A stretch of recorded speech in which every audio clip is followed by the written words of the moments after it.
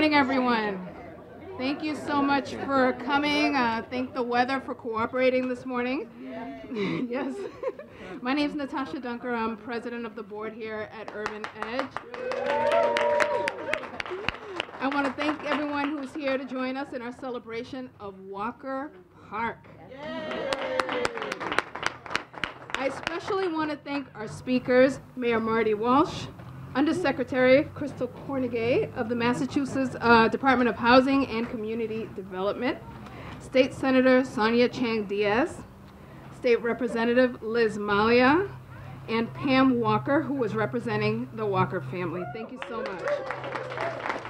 I also want to thank City Councilor Matt O'Malley for joining us this morning. Thank you. The program also lists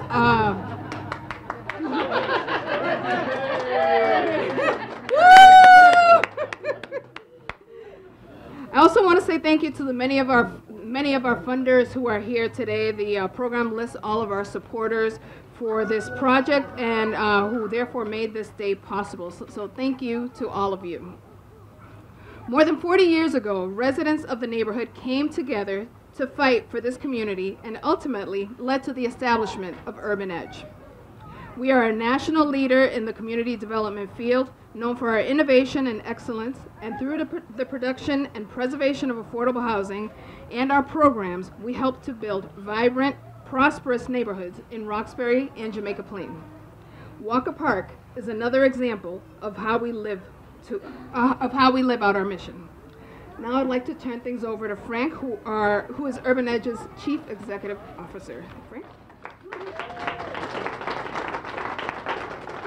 Thanks, Natasha, and thanks everyone for coming out on this beautiful morning with this great reason for celebration.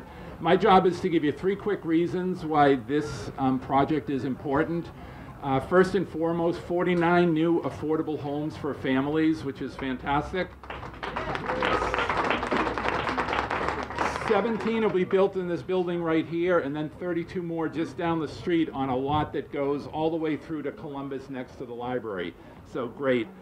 These homes are critical for families facing displacement in this neighborhood, and we know that Walker Park will be a great addition to the 1,320 homes that Urban Edge provides for families in Jamaica Plain, Roxbury, Dorchester, and Mattapan. Number 2 important fact. Doing this work requires significant investment of resources, and we're all working to keep costs down as much as possible.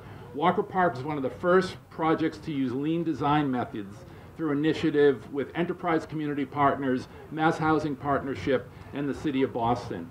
Urban Edge, the architects, key engineers, the construction manager, all the stakeholders, the city were involved in regular construction meetings from day one in the design of the buildings. So all the choices made took into account design, constructability, cost, and reaching our public and community goals. The results have been a project that's 10 to 15% cheaper than comparable projects that we and others have done, which allows us to do more units across the city. We're also achieving our goals for spending money, this is number 3, in the neighborhood and with companies that haven't always had opportunities in projects like this. We haven't yet awarded all the subcontracts, but we're already at commitments for 47% of the work to be performed will be done by minority-owned businesses. And we know we'll reach our 50% goal before we're done. We're far exceeded our women-owned business goal with 22% of the work committed for women-owned businesses. We know we'll achieve our goals for the actual workers on the job. On our last project, 75% of the hours worked on the project were worked by people of color, and 1 out of 4 of the work was performed by residents of Jamaica Plain, Dorchester, Mattapan, and Roxbury. We'll do as good or better on this project as well. We know we'll be able to deliver quality, affordable homes to families and individuals who need them at a lower cost with assistance from minority and women-owned businesses and workers. We appreciate our general contractor, NEI, for helping us deliver on that promise and all the work they do to keep that commitment with us. I'm thrilled to introduce our first speaker, Mayor Walsh, this morning. I was also feeling a little underdressed, so I'm really thrilled with his wardrobe choice as well. When he got out of the car, I felt much better. Like, okay, I didn't need the tie, it turned out, so great stuff. But since taking office, the mayor has elevated housing as critical to Boston's future and focused the city on building homes to relieve skyrocketing rents and fight displacement in neighborhoods like this one. Sheila, Dylan, and his entire administration have provided critical and creative support for this project and everything else we do. The mayor, in joining the campaign for Community Preservation Act, because of his leadership on the CPA, there'll be an additional $20 million available each year to preserve assets in great neighborhoods like this. Affordable housing, preserving historic treasures, and supporting and creating new affordable open space and recreational opportunities. All the things when you look around that make this a great neighborhood. So more resources because of his leadership for that. In the past 8 months in particular, the mayor's been recognized nationally for making it explicit, consistent with the history of this great city, that Boston will always be welcoming to all, especially immigrants. And we're really grateful for that leadership. So, Mayor Walsh. Thank you very much, Frank. And if it was like 10 degrees warm, we could have shorts on today. Thank you. I want to thank Frank. I want to thank Natasha and everyone at Urban Edge for the great work you do in our city along the lines of housing and so many other things. Thank you so much for what you do. Crystal Cornegay, Undersecretary, is here with us. Thank you, Crystal, as well. No stranger to this neighborhood. I want to thank her, Senator Sonia Shane Diaz, State Representative Liz Malia, Matt O'Malley, and just about the entire delegation, just for the great work that everyone does. Thank you for being here. PM Walker, PM and the Walker family, I join you in the community and paying tribute to your mother, Delphine. Delphine. It's a fitting place that a community which you're so instrumental in building. So I want to thank you for allowing us that opportunity today. Sheila Dillon and her team at D&D, it's just incredible work that Sheila does. Frank was talking about the work that Sheila does in her office, and we're blessed in a lot of ways for the great stuff that we're doing in housing in the city, which I'll talk about in a second. So thank you, Sheila. Thank you, Chris O'Keefe, for your great work. Thank you, Chris, for your great work as well here in particular. Nearly 4 years ago, we brought together the housing community in Boston, including Crystal and Urban Edge. We needed everyone's help. There was a historic housing shortage in our city. Rents were being driven up. We needed affordable homes for families and seniors. We need to preserve our neighborhood character. We want to work and create a housing plan to create 53,000 units of new housing by the year 2030. You probably heard me talk about that once or twice. These numbers are important because they represent people. We've been able to permit 22,000 units of new housing in the city of Boston, of which 9,000 units roughly are workforce and low-income units of housing. On top of that, preserving what we have in the Boston Housing Authority. But we have to continue to push forward, because Frank just talked about people being displaced in communities.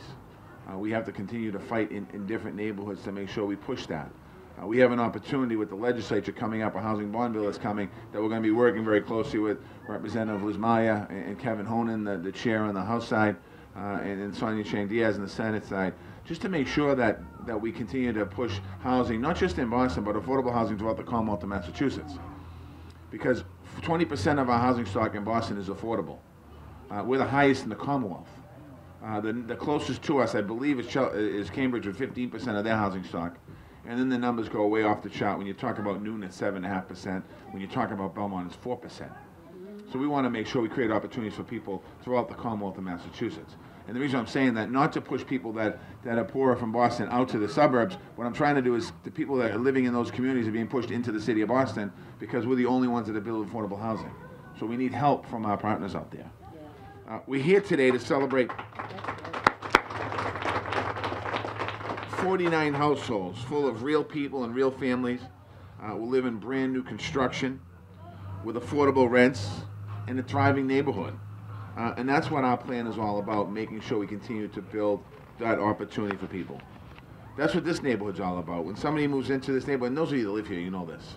We have the Augustus Square Library, we have the Walnut Park and Franklin Park, of which we're going to make a $28 million investment in Franklin Park next year. We have the National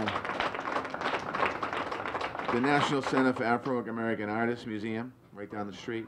Stony Brook Tea Station, not too far away. all the culture of Roxbury and the culture of Jamaica Plain, and access the entire city. And this is a great place to live because you're right in the middle of it all. And that's really what you want. If you had some people that used to live here years ago, they moved out and they're all trying to get back in now. Well, you shouldn't have left. They're tired of being on the expressway trying to get into Boston. I'm sorry. But we're going to continue to make investments in this neighborhood to make sure it gets even better in our parks, in our libraries, in our streets, and certainly in our schools. But true community development requires a partnership. It was talked about earlier. Urban Edge is certainly seeing the potential here. The state is working on the tax credits and working with Crystal, probably one of the best partners that we can have in the state, who understands obviously the city. Minority and women-owned contractors and subcontractors are working this project. I just whispered over to Representative Amalia. When we came in, we changed the Boston Jobs policy numbers from 50, 25, and 10. That means 50% Boston residents, 25% people of color, and 10% women. We moved those numbers to 51%, to 40%, and to 12%. And that 12% women number is going to get higher. We just stopped at 12 because we weren't seeing the amount of women that we needed to hit the number 15%. But we're seeing some great gains there. So that's important. On this project, it does it all. You heard Frank talk about it. You heard Natasha talk about it. You heard people talk about what this project means to the community. It's not just 409 homes, it's jobs, it's opportunities. So I want to thank you. This kind of partnership is producing affordable housing at a rate we've never seen before. We're going to continue to build that housing. Even when people say we're not building enough of it, we're going to continue to build it. We're going to continue to use opportunities, whether it's inclusionary development money that we have additional money of, or Community Preservation Act money that many of you here voted for, and thank you for that, to push to get more money. We have the bond bill at the State House that we'll be able to tap into the bond bill and work to really create more opportunities. So I feel really positive as we move forward here in the coming months and years in Boston as far as building homes. Today, I'm excited about today. I'm excited about today because I see, I've seen now in the last 4 years as mayor of the city of Boston, I've been to tons of groundbreakings, and I've watched the groundbreaking happen, and oftentimes I'll go back and watch the construction happen, and I'll see these units going up, and then what I'll do is we'll be here for the ribbon cutting, and I'll be excited about that. But what's more exciting when I come to a neighborhood and somebody comes up to me and says, I live at wherever they bought, and they tell me where they live, and they're so excited about the opportunity. So again, Urban Edge, thank you so much for your support today. Thank you for working with, making sure all of us work together on doing this. So congratulations.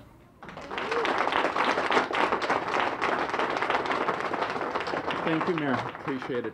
Our next speaker certainly needs no introduction to anyone here, to this project, to this neighborhood. Department of Housing and Community Development Undersecretary Crystal Cornegay is representing the Commonwealth and the Governor Baker here today. If any of you see the governor, I want you to do what I do, which is thank him for appointing Crystal to that job. So I had this opportunity, but also, so just if you see him, that's the message we want passed on. But DHCD support has been critical to this project, marshaling all of the Commonwealth's resources to get this project built. So we're really glad, Undersecretary Cornegay. I was at an event the other day, and I was telling somebody the nice thing about going after the governor, he spoke before I did, is like he says all the great things, right? And so the mayor just said everything I was going to say about the bond bill and how great it was. So thank you, sir. That's why you're my mayor. So what I will say to you all is that this is a very special project for a couple of reasons. This is a very special place. So when Katie called me and said, you know where we're having it? It's in the park. It's the Hands Around Eggleston Park. And so those of you who understand this history in this neighborhood, Hands Around Eggleston is something that happened because there was a lot of youth violence going on in the city at a time when there's a lot of things going on across the city. And the neighborhood here got together and decided that they were gonna form like a chain, right? And they were gonna put their hands around Eggleston. And they were gonna wrap up this community and make sure that it stayed safe for the children. And we ended up with this lovely, fabulous park. That was before my time at Urban Edge. But when I got to Urban Edge, there were lots of folks who were around who made sure that I understood the history and the importance, like Delphine Walker, who made sure that I understood all the time kept me honest. I see my friends over there looking to keep me honest, make sure I'm holding it down. And so this is a great day. We're happy that Delphine's legacy gets to continue to support the growth of this community, and not just growth physically, but as the mayor described, it's about people. Right? Like, there's no point in building buildings if there aren't people, because buildings don't, have children and procreate. It's all about our family here.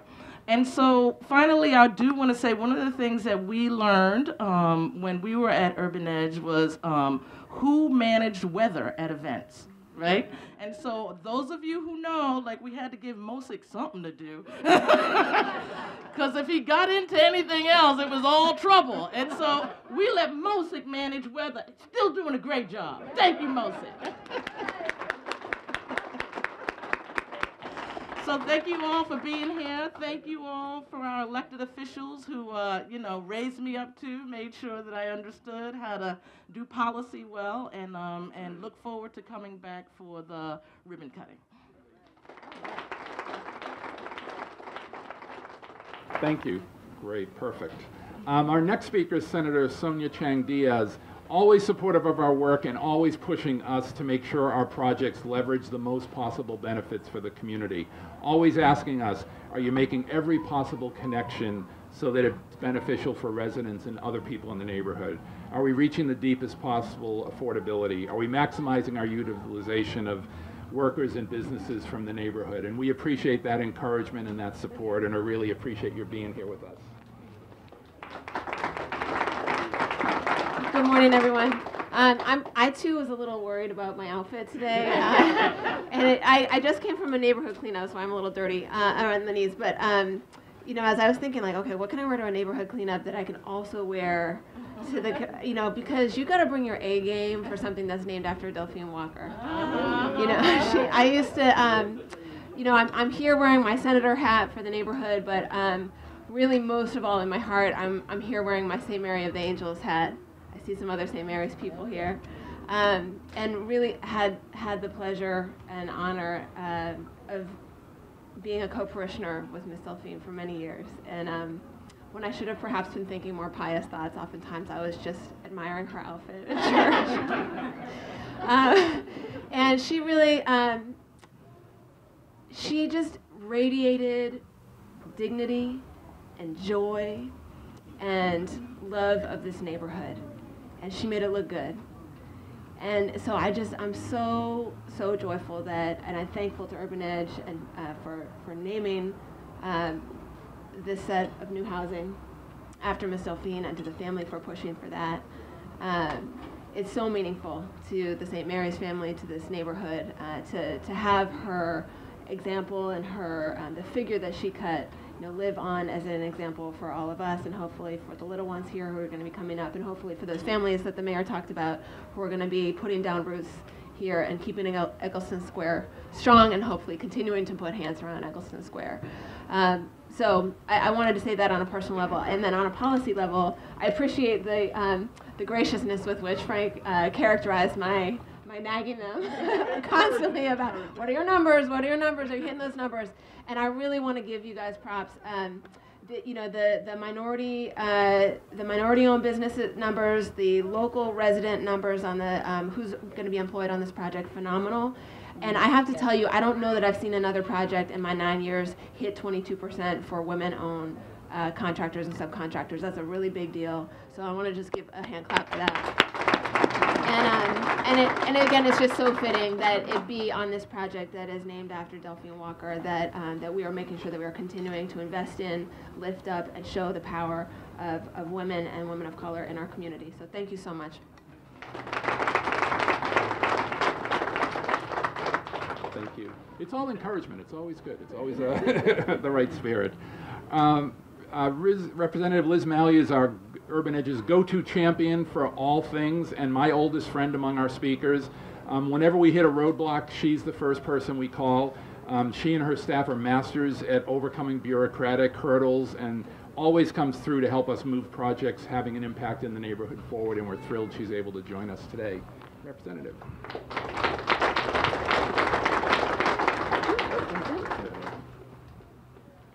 Please forgive me, I just got out of the dentist chair, so if I say anything that doesn't make any sense, you can just blame it on that. It's not me, it's the dentist. It is just an incredible experience to be here and to hear Delphine's name and to think about what was done in this community. You know, these are hard times, and when we look to Washington, we get so discouraged. It is so hard to keep your head up and keep moving forward. But, you know, for me to come today, I start just sitting here thinking about Father Jack and, you know, my old boss, John McDonough, and Delphine Walker, and Lil Cooper, and Mosick, and the St. Mary's crowd, the St. Mary's Army. You know, it's an incredibly hopeful, wonderful thing. And I think if Delphine were here right now in the political environment, she would be having terrible problems with her blood pressure. And I'm glad she didn't have to live through it. But we have to use her spirit. We have to use her spirit and say, we're not standing for this, and you can give us all the trouble you want, but we're going to continue to make progress. We have organizations like Urban Edge. You know, CDCs take a bad rap sometimes these days, and sometimes it's deserved. But, you know, I'll say, look, nobody's perfect, right? Nobody's perfect.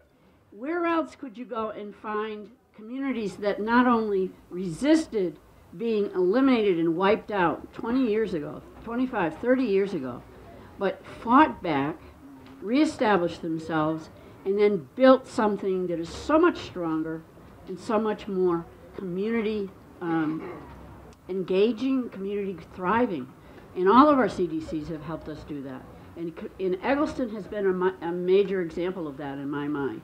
And so, you know, again, just to be here today and to think about what Father Jack would probably say if I talked too long, I will say I'm grateful to see everyone here and to be a part of this. This is really an honor and a privilege. Thank you.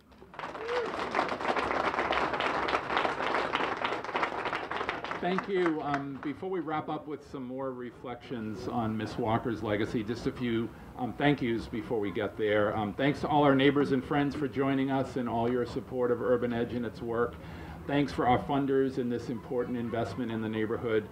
Bank of America, in addition to being the project lender, have sponsored today's event, and Mike Rosenberg's in the back if you want to say a personal thank you to Mike for the refreshments and the loans. But Mass Housing Partnership, U.S. Bank, Mass Housing Investment Corporation, we appreciate Peter Sargent and other folks from MHIC being with us.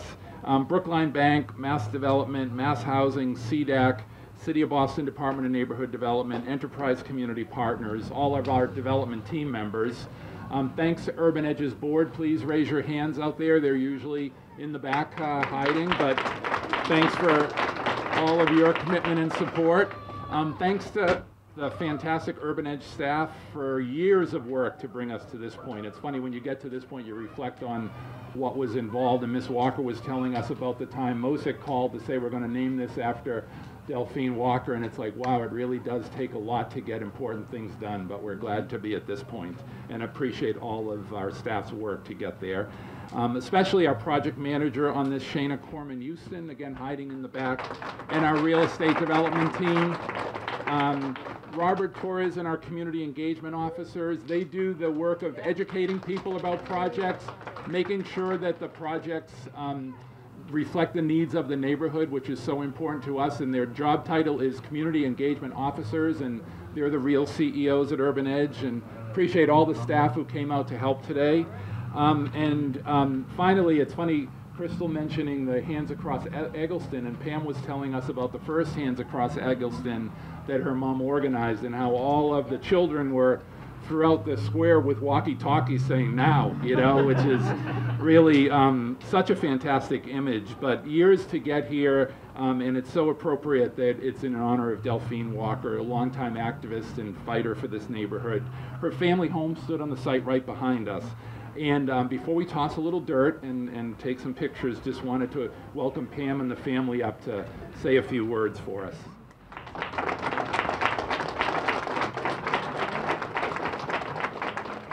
Good morning. I'm a little nervous. I'm very excited.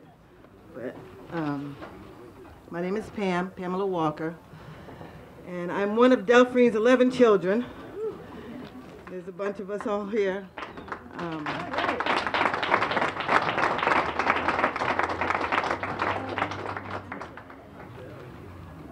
I'm going to read what is down. I'm going to try. I'm very emotional right now. I want to thank everyone here today who has made this a special day for my family and my community. I want to thank Mayor Marty Walsh, Undersecretary Cornegay, State Senator Chang Diaz, State Representative Malia, and the folks at the Urban Edge for all the work they have done to make this possible. I can remember being with my mother Delphine, with all my family members, with Father Jack Russo and the other parishioners at the St. Mary's of the Angels, and so other many members of the community for Hands Around Eggleston. We held hands up and down Walnut Park, Walnut Ave, Columbus Ave. We had walkie-talkies, and at a certain time of the day when we were ready, Delphine had everyone on the walkie-talkie say, "Now," and everybody let the balloons go up in the air, and we held hands around the whole community. My mother cared about Eggleston Square and this neighborhood.